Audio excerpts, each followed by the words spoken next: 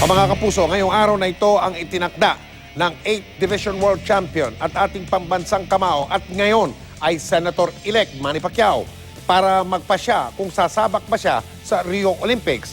Ano kaya ang kanyang desisyon? Makitama po muna tayo kay Sports Saksi, Chino Trinidad. Napagpasyahan ng natatanging 8th Division World Boxing Champion na si Manny Pacquiao, nakalimutan na ang isa sa kanyang mga pinapangarap na makamit para sa bansa, ang makapanalo ng kauna-unahang gintong medalya sa Olympics. Bago pa ang takdang petsa na ibinigay ng International Boxing Association o AIBA, ang tagapamahala ng amateur boxing sa ating bansa, nagpahayag na kagabi si Senator-elect Pacquiao na mas mamarapati niyang igugol ang oras sa kanyang bagong hamon, ang pagiging mambabatas ng ating bansa. Matatandang sinabi dati ni Pacquiao na nais niya sanang isang guni sa taong bayan ang kanyang desisyon.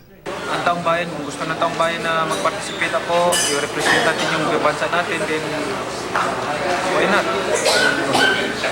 Tanungin natin yung taong bayan kung gusto nila. Ngayon ay may tutuon na ng liderato ng ating amateur boxing ang atensyon sa paghahandang maigi ng ating mga amateur boxers na sina Charlie Suarez at Rogen Ladon na pawang nakalusot na sa Olympic qualifiers at kasama na sa mga mabibigyan ng pagkakataong masukit ang mailap na Olympic gold medal. Maaari pang matagdagan ang ating mga pambato sa Rio Olympics depende sa magiging resulta ng wildcard tournament na gaganapin sa Azerbaijan sa Hunyo 19. Hindi pa man pinali ang desisyon ng pambansang kamao na magretiro mula sa professional boxing.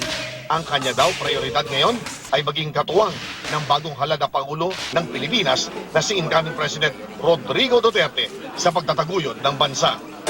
Magkaibigan naman kami ni all out support ako sa kanya. Chino Trinidad, nakatutok, 24 oras.